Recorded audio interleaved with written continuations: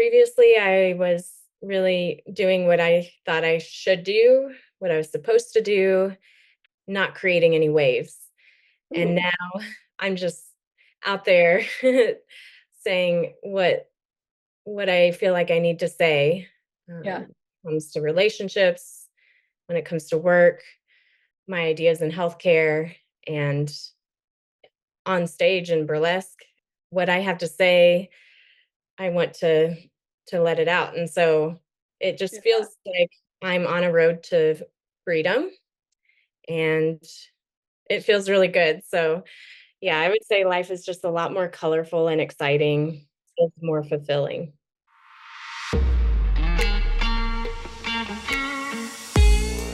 Welcome to the Worth It podcast. I'm Megan Taylor, coach for the brilliant minds and the rare ones who are always growing. I have helped ambitious women and men, business owners and leaders from around the world with defining and expanding their unique work, having the relationship that they actually want, and creating the life that makes all of the work feel worth it. Every week on the podcast, we discuss the key pivots that I coach my clients on and the real work required in order to be a leader and the woman or the man that you're here to be. With that, let's get started. Hi, everyone. Welcome back to the podcast. I am so excited. I have a very special guest, Miss Athena Hall. Hi, Athena. Hello, so good Hi. to be here. So good to be here with me and the party llama. Yes. I'm so happy to have you here. So Athena and I worked together in 2022. And I'll give you a second to introduce yourself. Athena is a pediatrician and also, since working together, has launched a movement and a platform, ZNA, with a goal of expanding and helping to improve the healthcare system, which I really want you to explain thoroughly in your own words so that we can fully understand what it is that you've created and where you're headed. We're going to be talking today a little bit about Athena's journey in terms of coaching, what brought her to coaching, and the incredible way that she launched this brand new movement. So, would you introduce yourself? Yeah, uh, it's great to be here. I am Athena, and I'm a pediatrician. I work in hospitals and urgent cares, and I have a passion for global health work and creating systems for communities that are really aligned with what they need and what their values are. So amazing. Can you share more with us about what got you started on wanting to improve and shift healthcare systems globally? What motivated that mission? So, I did a global health fellowship right out of residency where I spent a year in Rwanda and a year in the Four Corners on a Navajo reservation. And during that time, I saw how we were pushing a healthcare system on these communities and not really asking them what they needed or what they wanted. And I saw the impact of that. And I felt really complicit in something that wasn't aligned with my values and something that I struggled with for a while. Yeah. And so after some time of processing the experiences that I had and reflecting on what it was that really didn't feel right for me, I just decided that I really want to do something different. I want to do something that I feel more passionate about, where we can have the biggest and most aligned impact on these communities. And by aligned, I mean like it's aligned with our values and aligned with the community. And it feels good for everyone, where people are really healing and feeling like they have the support that they need. Yeah, Yeah. absolutely. Can you, just for context, can you share an example of maybe something that you saw when you were in Rwanda or doing these projects where you felt like there was a misalignment between what was needed and what was being provided systemically, just as an example? Yeah, as an example, we were pushing for mothers to come into the hospital to give birth instead of working with them, with the community that they already had. They already had some birth doulas and people in the community that helped women to have healthy babies. And so we were pushing for them to give birth in the hospitals, and seeing that we were overrun with these mothers giving birth. And there were so many downstream effects to that. And the one that I was seeing as a pediatrician was a lot of infants getting infections that were hospital acquired. And just the I just struggled with how we weren't really asking them if they wanted to give birth in the hospital in the first place. We were shaming people for using their traditional healers and their birth doulas and their midwives. And we weren't really creating a partnership with the community. And as a result, there were a lot of downstream health impacts and psychological impacts on the community that, Wow. yeah, I struggled with. So, Yeah. What was it like for you, like, witnessing that? yeah, it was hard at the time. I really, I had a mission going there was to teach other residents and medical students about our Western healthcare system and about medicine in general, and to start a quality improvement project to improve something in the hospital. Yeah. And I stuck with my mission at the time, and with the tools that I had, and the leadership skills that I had developed up to that point, uh, which were embedded within the system that I was taught. So it was a hierarchical sort of leadership style, and I um, really, I I ended up maybe halfway through just kind of stepping back and trying to listen more and take in more of Mm. what can I learn from the people here. What is it that I'm missing in all of this?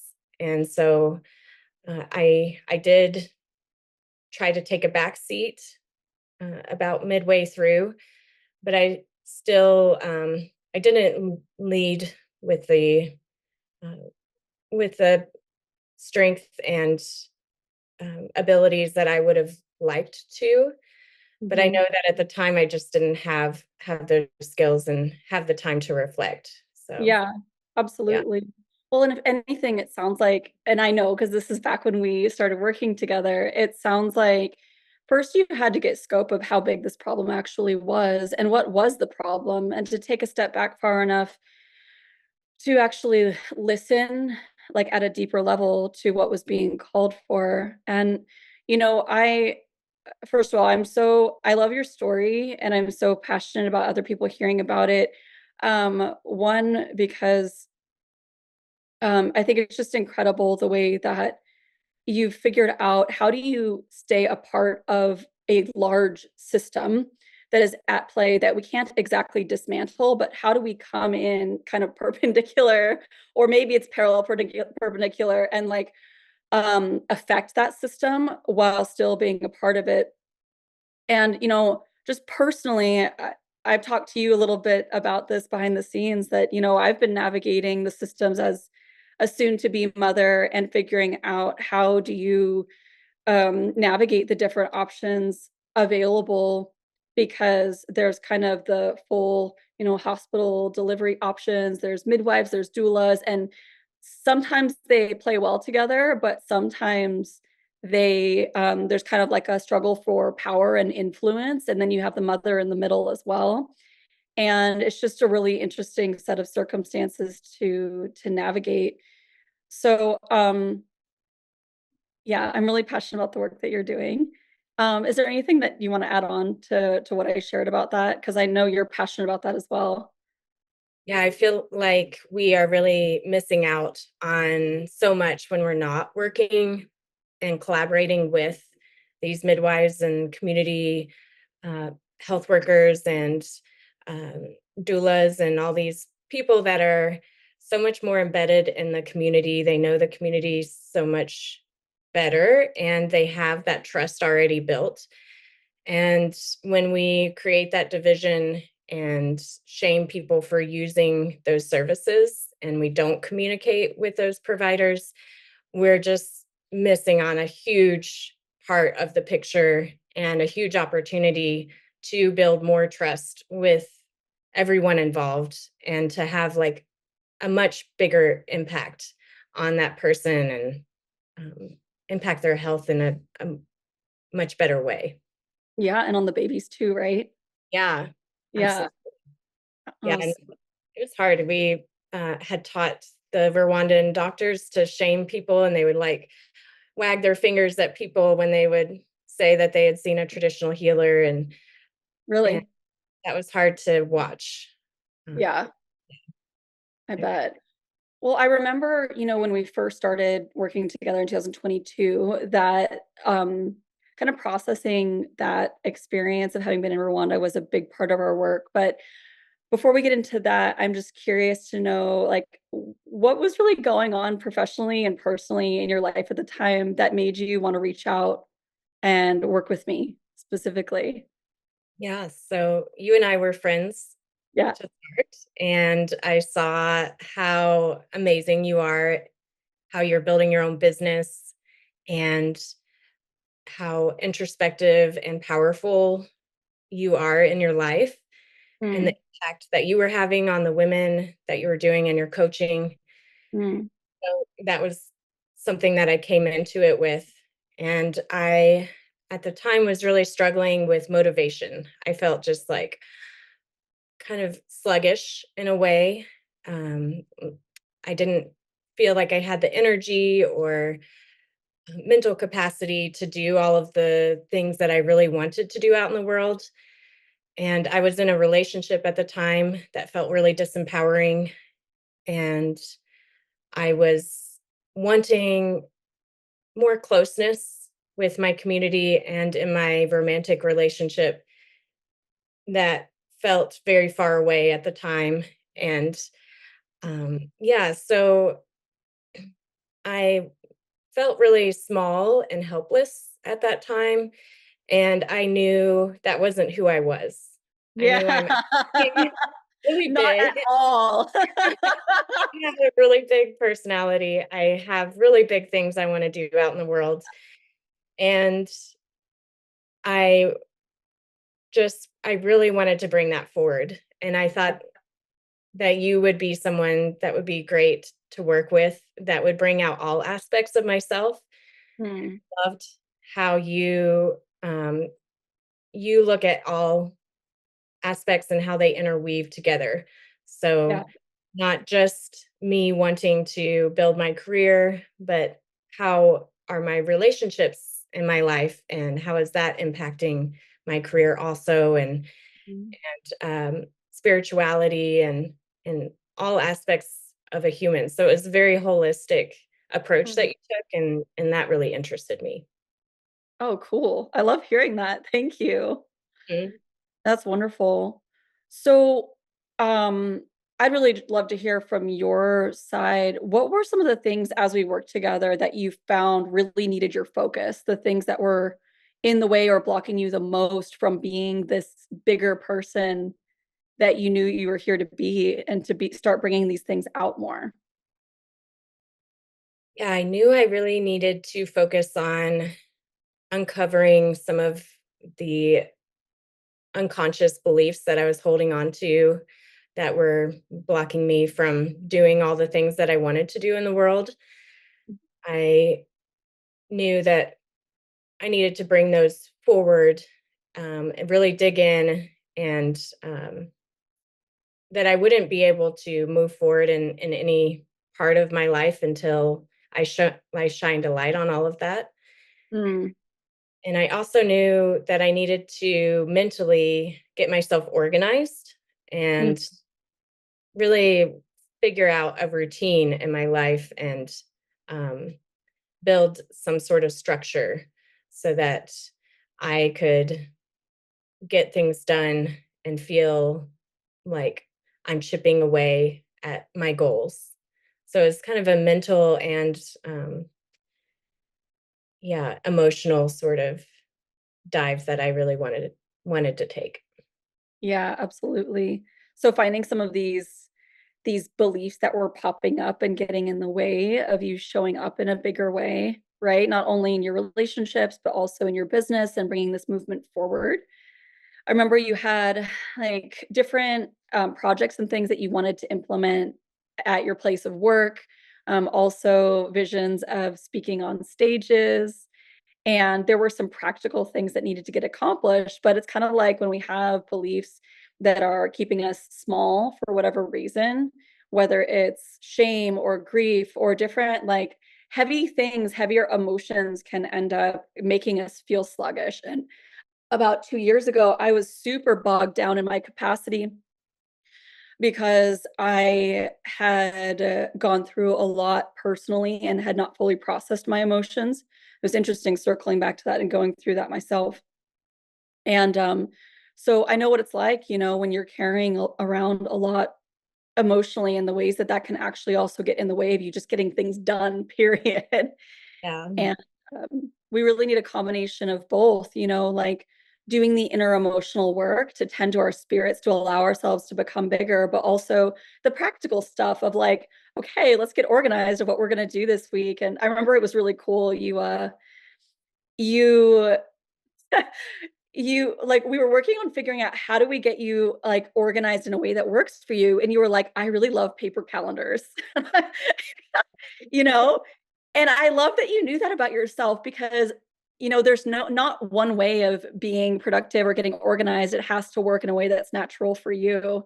And I remember that being a part of Yes, her and the work. paper calendar stuck with me until recently when I have too many things going on, and I finally went on to the Google Calendar, so Did you?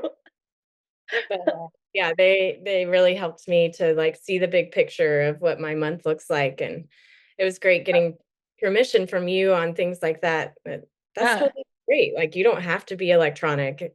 You can No.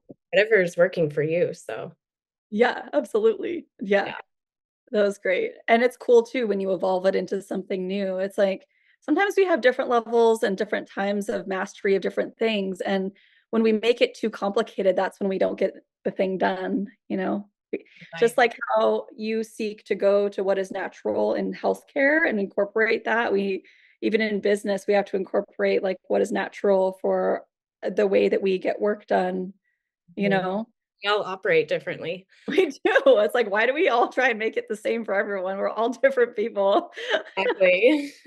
Exactly.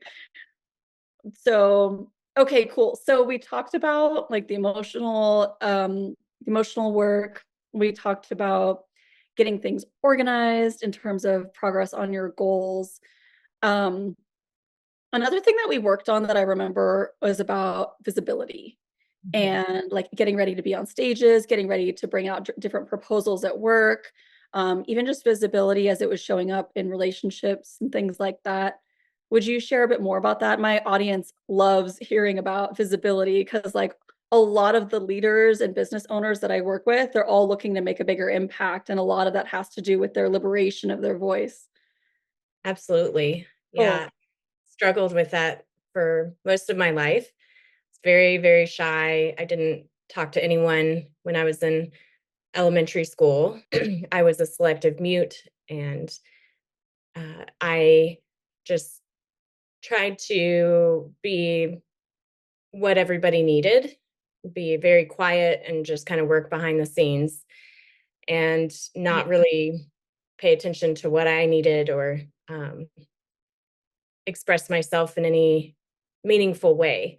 And so it's been, a real journey that I'm still on of busting out of that shell that I had created and being more visible and knowing that what I have to say is important and people want to hear it, just as, we want to hear where other people come from. Everyone has unique experiences and unique viewpoints, and it's so important to uh, amplify your voice and be heard so that the people that need to hear you can. And so, yeah, I had started a project when you and I started working together in the hospital where I wanted to decrease the number of interventions that we were doing on newborns that were unnecessary. And I was very nervous at the time about creating waves in Yeah. our healthcare team. I didn't, I'm on a spectrum, I'm less conservative than a lot of the other providers that I was working with. And I saw a lot of our interventions as unnecessary. And it bothered me the impact that those interventions were having, um, when we would separate the newborn from the mother and we would do painful lab exams and studies and put the baby on antibiotics unnecessarily.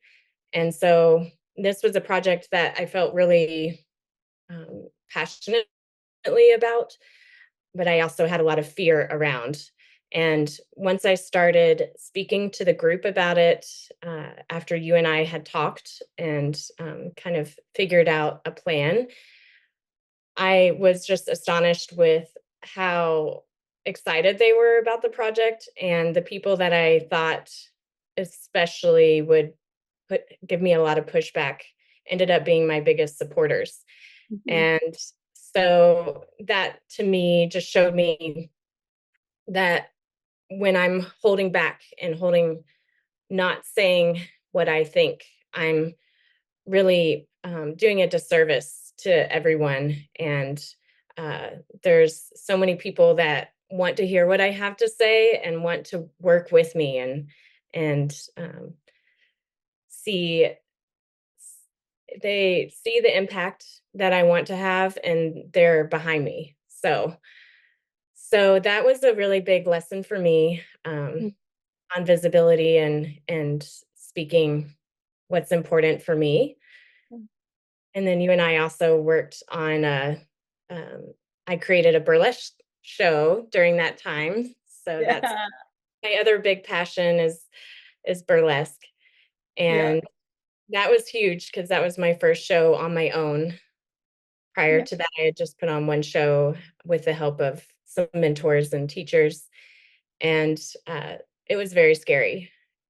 Yeah. So, but I did it, and I got on stage, and yeah, so I was really And you proud of myself through and you that. were amazing.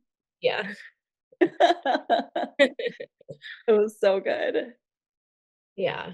So, yeah, I think we all have unique gifts to share with the world, and when we're holding those back, it's really in a way taking from from our environment and taking from people because we're holding it to ourselves. Yeah, It's so important to just shine and express yourself and share your gifts with the world. absolutely. I love how you said that. So since you've started shining more as a pediatrician and with these different projects that you're doing and also shining more in your personal life, I'm curious, like, what has the impact of that been? What has that created for you? Yeah, it's created a life that feels so much more fulfilling and exciting than I could have imagined before. Mm. Uh, Previously, I was really doing what I thought I should do, what I was supposed to do, Yeah. and um, not creating any waves. And Ooh, now I'm just out there saying what I feel like I need to say, yeah. when it comes to relationships, when it comes to work, Uh, my ideas in healthcare, and on stage in burlesque. What I have to say is I want to let it out. And so it yeah, just feels like I'm on a road to freedom, and it feels really good. So yeah, I would say life is just a lot more colorful and exciting. It yes. feels more fulfilling. So good, so good. Yeah, And it's beautiful how it's all interconnected, right? it really Like, is. Yeah.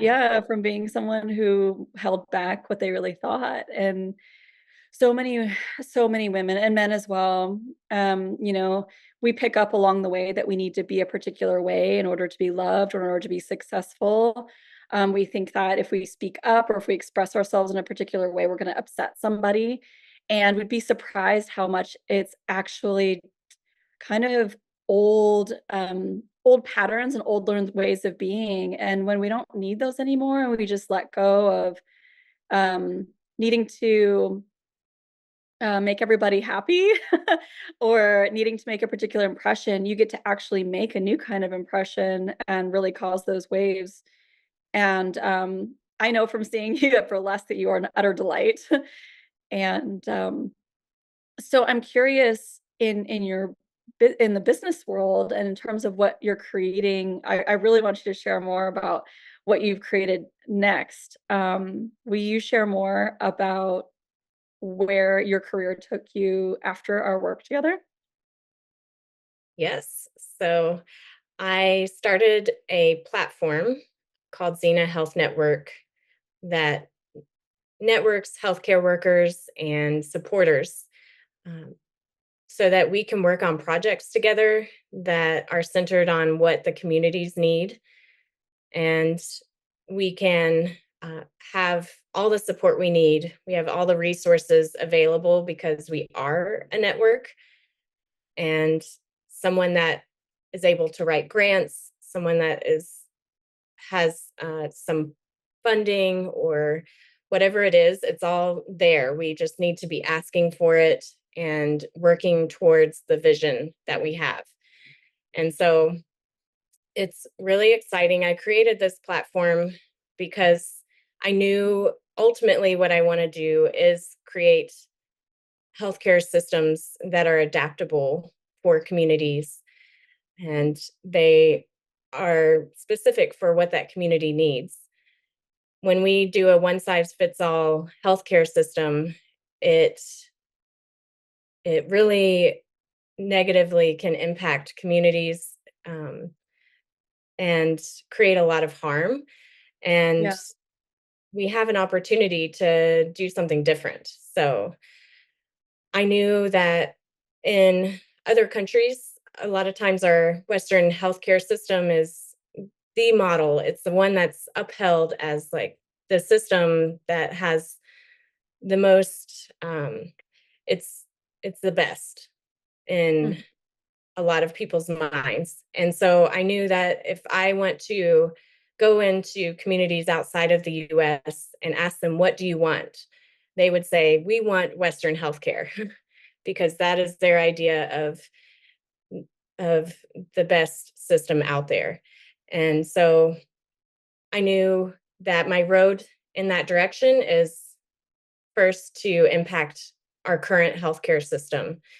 And so I wanted to develop this model, or this platform, so that we can start shifting our idea of healthcare and what it could be and the impact that it could have, what it could look like, and that it could be completely different than what we're doing right now. Mhm.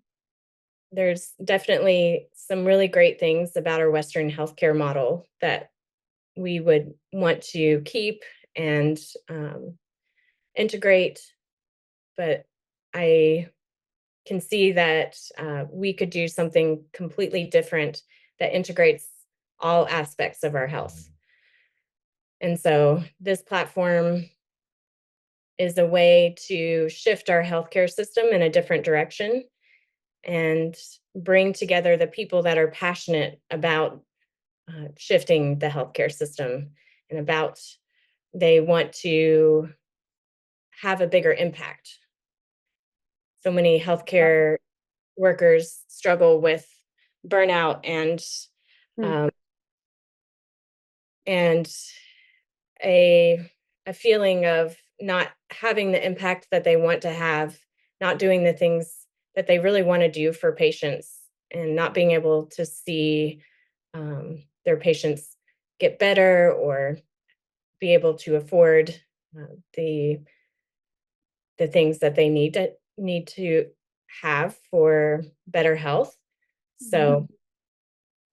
yes. Mhm. So I want to bring together those passionate providers and bring together supporters and have us all just create something completely different. That's so cool. What kinds of providers and healthcare workers are best fit for plugging into that platform and helping to drive impact? Really, all of them. So everyone is welcome: social workers, technicians, um, people in the emergency room, and physicians, nurses. We're all leaders in healthcare, and Mm, we all have our unique experiences and our unique ideas about how healthcare could be different and how it could be better. And so when we come together and we collaborate, we can do really anything. There is so much more power and so much more resources on the table when we're all working together. absolutely. Absolutely. And I love what you said about, this is about affecting change in the system, but also it's also a pathway for healthcare workers and leaders who struggle with seeing what they see every day and not being able to make the impact that they want to make on patients' lives in the ways that they want to, right? And you also mentioned about burnout being something that's common in your field. What do you think it is that makes burnout so prevalent?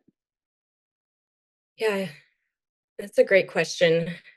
I think burnout at its core is people experiencing um, a misalignment in their values with the healthcare system. And when people have that alignment and they are passionate about the work that they're doing, you can see how hard people will work, how Yeah, many hours they want to put in, and how passionately um, they how passionate they are about that work and how much energy they have for it. But once there's that misalignment that happens where the system has one way of or one direction that it's moving, and you come into this field to really help people, you want to see people thriving, you want to right. living their best lives, but the system is getting in the way, then that creates the burnout. So over time and working in a system that keeps pushing you in a direction that doesn't feel right for you, over time that leads to people wanting to leave the system and just feel really disheartened in their work. Yeah. So this is a way for people like yourself to continue to stay in the system, continue to serve as I love how you said passionate provider, um, but also to be able to feel empowered to affect change, whether it's within the system that they work or maybe an adjacent system that's based off of their expertise. Like, where are these projects? Are these is this locally based projects or would it be global or what is the vision there? Yeah, they would be locally based, but Okay. um, we would be looking at models that are working in other places and applying them locally. We would ask, you know, people in a community what we could show them different models and they can decide what would work best for their community. And they may say, we really like this one, but we want this part different for us. So every community comes from uh, has different needs and comes from different experiences and they may need more social workers in one area and perhaps they want to have more alternative therapies. They want chiropractors and different things. And that may Yeah. shift over time. And that's why it's so important for it to be adaptable Mhm. so that over time we can keep listening and they can say, we actually want to have more neurologists or we need more physical therapists. And we can bring in whatever it is that they need.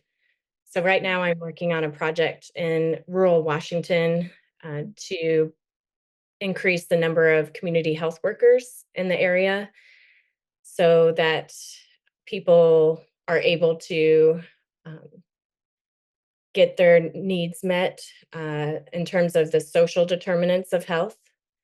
Mm. So, social determinants of health are things like transportation, housing, food insecurities, all these different things that currently our healthcare system doesn't address in a meaningful way. And community health workers are people that are a bridge between the healthcare system and the community. They're able to go to people's homes, um, see what it is that they need. Do they have enough groceries? Do they just need some company? Maybe they've been feeling isolated. Do they need some childcare? What is it that they need in order to be living a healthy life, to be able to show up to work? And these things, we've seen that social determinants of health significantly impact people's long-term health. Mm. And if we're not addressing these things, people have high cortisol levels and high stress levels that can cause, hypertension and heart disease and all kinds of things. And they have poor mental health if their basic needs aren't being met. And so they may make poor choices in their eating habits and exercise and in their relationships. And all of this impacts their physical health. Absolutely. So I see these as like such important things that we're not addressing in healthcare. And they're really the core issues Mm. and what everything else branches out of. So if we have these community health workers, we have more of them instead of having more hospitals and more clinics. Mm. If we're coming to people's homes and providing them with the care that they need and meeting their needs on a basic level, then we'll see so much less disease and so many less people needing to come to the ER and Mm. having crises. Right. So, yeah. Yeah. Is that like a preventative effort? Yeah, it's a preventative effort. Um, yeah, I would say it's really getting to the heart of things. Yeah. To the Yeah, root cause, right? exactly. Yeah, exactly. To keep this from happening for people in the first place, as well as I'm sure making better use of hospital resources and things like that right? Yeah, better use of our resources and healthcare in general. Right now, Mhm. we have our clinics in pediatrics in this area that I'm working in, is the clinics are overrun with patients. They're having to book out weeks in advance, and uh, and I see that as we're missing opportunities on a basic level that we could be meeting people's needs and Yeah, addressing those so that we're not overstretched. super cool. That's awesome. So if there are other folks who are passionate providers and healthcare workers, social workers, et cetera, who would want to get plugged in or support your effort or find out more about projects and things like that, how can they plug in and how can they find out more about Xena? Yeah, so they can visit the website. It's ZNA Health Network.com. You can Okay, also find me at zna.health.network on Instagram and see what I'm talking about there. And then on LinkedIn, Athena Lorin, Lorin Hall. perfect. We'll Yeah, include those in the show notes as well. great. So cool. Well, I would just love to close with anything that you'd like to share, maybe like any advice that you would want to share with somebody who is in your position back when you and I started working together, where you were in a place of wanting to make a bigger impact, but you were feeling a little bit stuck and stagnant at the moment. And anything that you'd like to share to people similar to you, Yeah, as well. Yeah, like, I'd love to hear about that. yeah. So I would say pay attention to the opportunities that are coming towards you and really invest in yourself. Like, if you want to make a big impact out in the world and you want to change things in the world, you need to look at yourself first. That's where it Mhm. starts. And so, just looking for those or paying attention to those opportunities that are coming your way and investing in yourself is so Yeah. priceless, and it'll take you really far. What are the biggest investments that you've made in yourself, that have made the biggest difference for you? Well, it's hard because I've done a lot of an I would say that the biggest investment would be just going all in on this platform. Yeah. I think starting a business and a movement is a completely transformative process. You have to learn so much, and so I'm working on my public speaking skills. I've been doing a lot of deep dives into myself, figuring out what's blocking me in different areas of my life. And yeah, so just launching it and getting it started is huge. And figuring it out along the way. Yeah, there's so much to figure out on the way. You I'm just here gotta for jump. yeah, you just gotta make that jump and Yeah. we're And can we just give a round of applause to you for having shown up on this podcast and flexing your public speaking skills? You are a beautiful, eloquent speaker, and, it's such an honor to have you here on the podcast. thank you so much. That's so good to hear. I really appreciate it. And I Yeah. love you so much. It's so great to be here with you, and Oh, you're such a powerful force. And oh, yeah, anyone that wants to up level their lives on all aspects. So their careers, their relationships, everything. I would definitely recommend working with Megan Taylor. She's so incredible. And you ask all the hard questions. And you're also like such a great cheerleader. So yeah, I just thank love you so you. much. I love you too. Thank you so much for coming on, and thank you for the kind words. Watching you, oh, I'm gonna cry. Watching you like flourish and take up space and get on stage and start Xena and make your impact and move people with your words is the biggest reward that I have from doing this work. So thank you for taking the work seriously and digging in and being one of the ones who does look at themselves as the beginning of the movement, because all of the hard work that you've done to excavate and uncover the things that were blocking you from being big and taking up space, all of that is impacting all of us now. So you're amazing. Much. That means a lot. Yeah. Yeah. Awesome. Love. Awesome. Thank you so much for coming on the show. I love you. Thank you. Thanks, honey. Okay, let me go ahead and stop the recording. Hi, lovely. Really quick before you go, it would mean the absolute world to me if you found value in today's episode, if you would take a minute to leave a 5-star review for the podcast.